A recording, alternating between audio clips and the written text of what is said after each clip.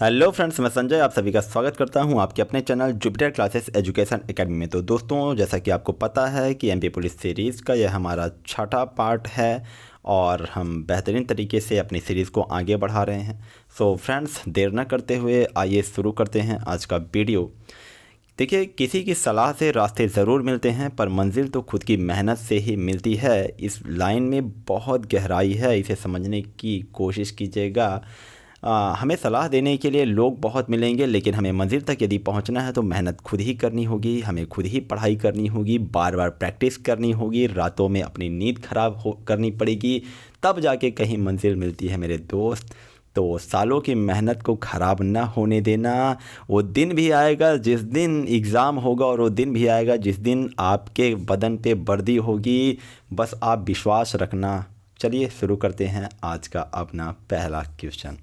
तो देखिए, हमने लास्ट वीडियो में यहाँ तक क्वेश्चन छोड़ा था और अब हम यहीं से कंटिन्यू कर रहे हैं। ओके, तो देखिए, प्राचीन समय में इनमें से कौन सा शहर प्रयाग के नाम से जाना जाता था? आपके सामने ऑप्शन है कन्नौज, जबलपुर, वाराणसी या इलाहाबाद। मैं उम्मीद करता हूँ आपको इसका आंसर पता होगा।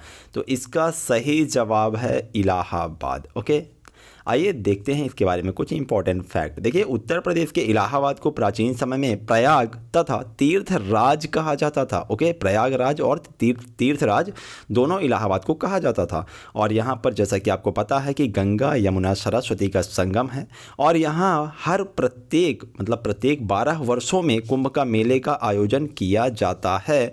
और 1580 ईस्वी में इस शहर का नामकरण अकबर ने इलाहाबाद कर दिया था। इसका मतलब है कि 1580 से पहले इसे प्रयागराज के नाम से जाना जाता था और अकबर ने 1580 में इसे प्रयागराज से नाम बदल के इलाहाबाद कर दिया, जिसे उत्तर प्रदेश सरकार ने 16 अक्टूबर 2018 को इसका नाम बदल करके फिर से प्रयागराज कर दिया है और प्रयागराज को कुंभ का शहर भी कहा जाता है। देखिए, यहाँ से कितने सारे क्वेश्चन निकलेंगे। सबसे पहला क्वेश्चन तो यही निकल गया कि इलाहाबाद को प्रयागराज के नाम से जाना जाता था। क्लियर है?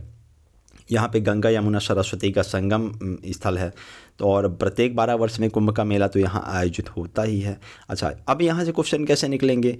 तो किस सन में अकबर ने इलाहाबाद नाम किया था प्रयागराज का? तो 1580 में किया था। किसने किया था? अकबर ने किया था। ओके, और उत्तर प्रदेश सरकार ने किस सन में इलाहाबाद का नाम बदल के प्रयागराज कर दिया है? तो 16 अक्टूबर 2018 को किया है। डेट भी पूछ सकते हैं तो आप बताएंगे 16 अक्टूबर, यदि आपसे सन पूछेंगे तो 2018 में। ओके, तो आइए देखते हैं नेक्स्ट क्वेश्चन क्या है।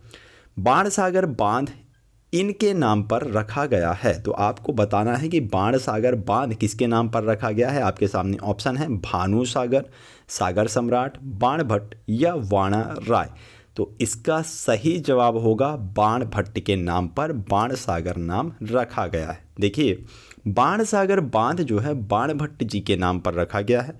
बाणभट्ट 7वीं सदी के प्रसिद्ध संस्कृत विद्वान थे। अब देखिए यहाँ पे कि बाणसागर बांध जो है वो मध्य प्रदेश के शहडोल जिले में देवलौंद गांव में सोन नदी पर स्थित एक बहुउद्देशीय नदी घाटी परियोजना है।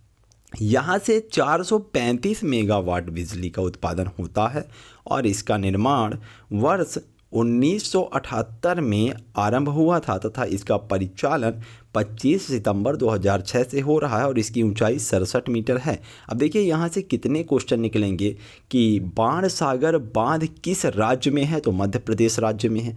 किस जिले में है? तो शहडोल जिले में है। किस गांव में है? तो देवलौंद गांव में है। किस नदी पर है? तो सोन नदी पर है। इसमें कितने मेगावाट बिजली का उत्पादन होता है? तो 435 मेगावाट बिजली का उत्पादन होता है। इसका निर्माण कब से आरंभ हुआ? तो 1978 से आरंभ हुआ। इसका परिचालन यानी कि इसकी शुरुआत कब से हुई? 2006 से हुई। इसकी ऊंचाई कितनी है? तो 67 मीटर है। तो दोस्तों, जो एक्स्ट्रा फैक्ट होते हैं ना, यहाँ से बहुत सारे क्वेश्चन निकलते हैं, इसे हल्के में मत लीजिएगा। ओके, आइए देखते हैं नेक्स्ट क्वेश्चन क्या है। वर्ष 1991 के आर्थिक सुधारों के दौरान वित्त मंत्री कौन थे? तो आपको बताना है कि 1991 के आर्थिक सुधारों के दौरान भारत के वित्त मंत्री कौन थे। आपके सामने ऑप्शन है मनमोहन सिंह, पीवी नरसिंह राव, आर के षणमुगम चेट्टी या आर के वेंकट रमन। तो मैं उम्मीद करता हूँ कि इसका आंसर आपको पता होगा और इसका सही जवाब है डॉक्टर मनमोहन सिंह जी। ओके, देखिए वर्ष 1991 के आर्थिक सुधारों के दौरान भारत के वित्त मंत्री डॉक्टर मनमोहन सिंह थे। भारत में इनके वित्तीय क्षेत्र के सुधार के लिए इन्हें आर्थिक उदारीकरण का जनक कहा जाता है। ध्यान दीजिएगा, आपसे क्वेश्चन पूछा जा सकता है कि आर्थिक उदारीकरण का जनक किसे कहा जाता है, तो आपका जवाब होगा डॉक्टर मनमोहन सिंह जी को। क्लियर। और डॉक्टर मनमोहन सिंह जी जो थे वो हमारे भारत के 14वें, जो कि 2004 से लेकर 2014 तक प्रधानमंत्री रहे हैं। क्लियर। आइए देखते हैं नेक्स्ट क्वेश्चन। राजतरंगिणी के लेखक कौन थे?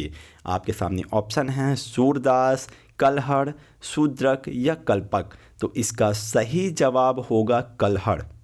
राजतरंगिणी के लेखक कौन थे? तो कल्हड़ जो थे राजतरंगिणी के लेखक हैं। क्लियर है। देखिए, राजतरंगिणी नामक संस्कृत ग्रंथ के लेखक कल्हड़ थे। इसकी रचना लगभग 1147 से लेकर 1149 ईस्वी के मध्य हुई थी। राजतरंगिणी में कश्मीर का इतिहास वर्णित है। आपसे पूछा जा सकता है कि कश्मीर का इतिहास किस पुस्तक में वर्णित है, तो आपका आंसर होगा राजतरंगिणी में है। क्लियर है। राजतरंगिणी का शाब्दिक अर्थ क्या होता है? तो द रिवर ऑफ किंग्स के रूप में जाना जाता है राजतरंगिणी को। ठीक है। और इस पुस्तक में राज्य शासन अवधि को कुछ बढ़ा चढ़ा कर दिया गया है, लेकिन इसके बाद भी यह पुस्तक कश्मीर के इतिहास के लिए एक प्रामाणिक पुस्तक मानी जाती है। ओके, उम्मीद करता हूँ कि सारे फैक्ट आपको समझ में आए होंगे। आइए देखते हैं नेक्स्ट। लोकसभा का पूरा कार्यकाल होता है, आपको बताना है कि लोकसभा का कार्यकाल कितने वर्ष का होता है? 6 वर्ष, 5 वर्ष, 7 वर्ष या 8 वर्ष।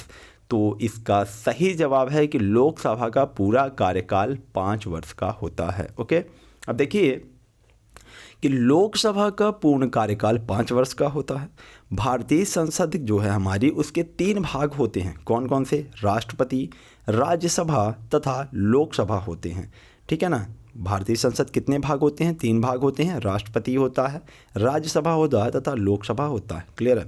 अब देखिए, लोकसभा को लोकप्रिय सदन तथा निम्न सदन के नाम से भी जाना जाता है। आपसे क्वेश्चन पूछा जा सकता है कि निम्न सदन के नाम से किसे जाना जाता है या लोकप्रिय सदन के नाम से किसे जाना जाता है, तो आपका आंसर होगा लोकसभा को जाना जाता है। क्लियर है। लोकसभा में वर्तमान में सदस्यों की संख्या 543 है, जो कि अधिकतम 550 हो सकती है, और इनमें से 2 एंग्लो इंडियन समूह से मनोनीत किए जा सकते हैं।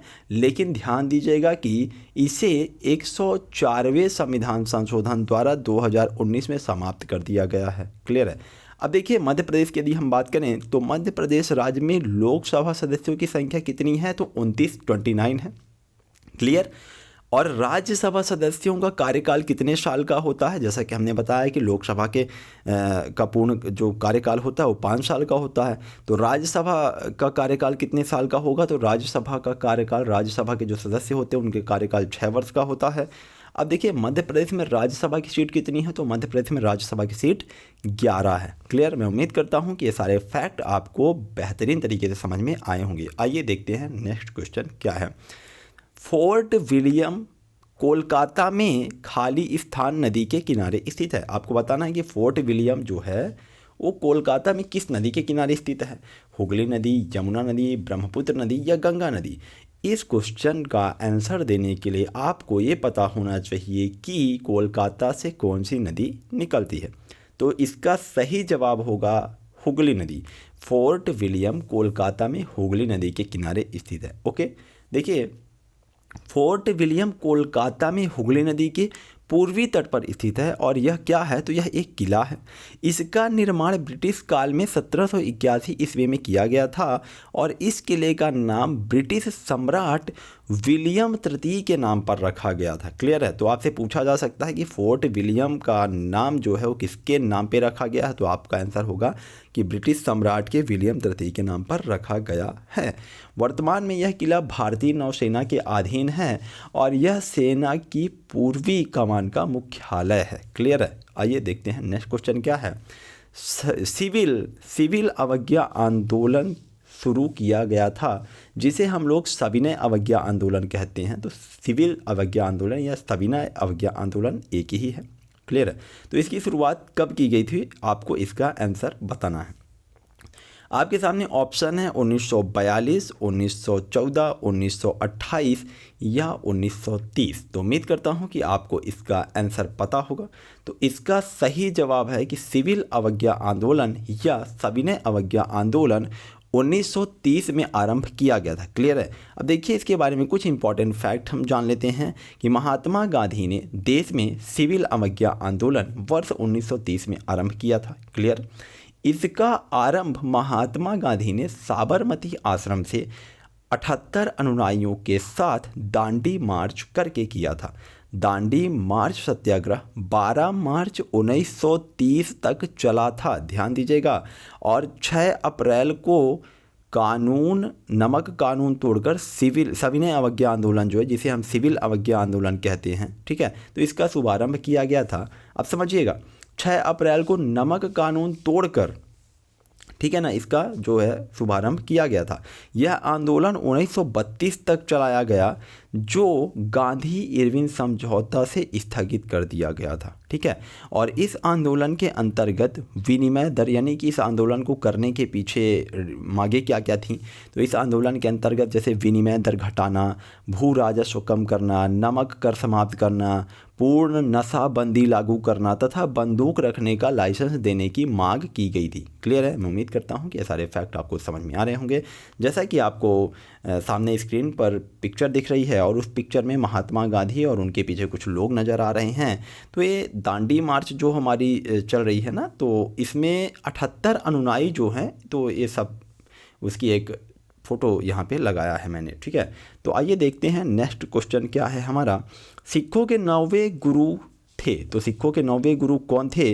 गुरु अर्जुन देव, गुरु गोविंद सिंह, गुरु अमरदास या गुरु तेग बहादुर। तो सिखों के 9वें गुरु कौन थे? तो दोस्तों, हालांकि मैं इस पर एक अलग से वीडियो बना दूंगा। सिखों के 10 गुरु के नाम और सीरीज से उनके लिए शॉर्ट ट्रिक है ना, और उनके कार्यकाल में क्या कुछ खास हुआ था, ये सारी चीज़ें मैं आपको बताऊंगा। देखिए इसका जो सही जवाब होगा कि सिखों के 9वें गुरु कौन थे, तो सिखों के जो 9वें गुरु हैं, तो सिखों के 9वें गुरु तेग बहादुर थे। क्लियर है।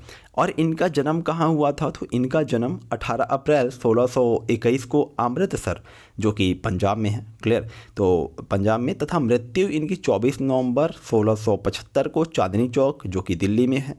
ठीक है, तो यहाँ हुई थी। और तेग बहादुर ने 115 पदों की रचना की है, जो कि गुरु ग्रंथ साहिब में सम्मिलित है। और सिखों के प्रथम गुरु कौन थे? तो सिखों के प्रथम गुरु गुरु नानक देव जी थे, जिन्होंने सिख धर्म की स्थापना की थी। और इनके जन्म उत्सव के उपलक्ष्य में कार्तिक पूर्णिमा को गुरु पर्व का आयोजन किया जाता है। ओके। तो मैं उम्मीद करता हूं कि आपको मज़ा आ रहा होगा, ये सारे फैक्ट आपको समझ में आ रहे होंगे। यदि आपको वीडियो पसंद आ रहा है तो प्लीज़ आप वीडियो को लाइक करते रहिए, और यदि आप हमारे चैनल पे नए हैं तो सब्सक्राइब करते रहिए। क्लियर है। अब देखिए, उमा भारती के बाद कौन मध्य प्रदेश का मुख्यमंत्री बने थे? तो आपको इसका सही जवाब देना है। ठीक है। और देखिए इसमें ऑप्शन जो आपके सामने दिए गए हैं, दिग्विजय सिंह, शिवराज सिंह चौहान, बाबूलाल गौर या कैलाश जोशी। तो उमा भारती के बाद कौन मध्य प्रदेश के मुख्यमंत्री बने? तो इसका सही जवाब होगा बाबूलाल गौर।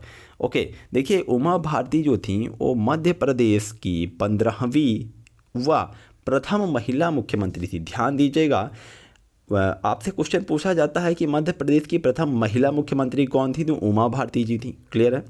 और यह मध्य प्रदेश की 15वीं मुख्यमंत्री थी। ठीक है। और इनका कार्यकाल क्या था? तो 8 सितंबर 2003 से 23 सितंबर 2004 तक था। और इनके बाद मुख्यमंत्री बाबूलाल गौर नियुक्त किए गए थे, जिनका कार्यकाल 23 अगस्त 2004 से लेके 29 नवंबर 2005 तक था। और मध्य प्रदेश के प्रथम मुख्यमंत्री, जैसा कि आपको पता है, कि रविशंकर शुक्ल जी थे, जिनका कार्यकाल 1 नवंबर 1956 से 31 दिसंबर 1956 तक रहा है। क्लियर है। तो उम्मीद करता हूं कि आपको ये सारी फैक्ट समझ में आ रहे होंगे। तो फ्रेंड्स, मुझे लगता है कि आज हमें यहीं तक रखना होगा। इसके आगे को हम कंटिन्यू स्टार्ट करेंगे अगले वीडियो में।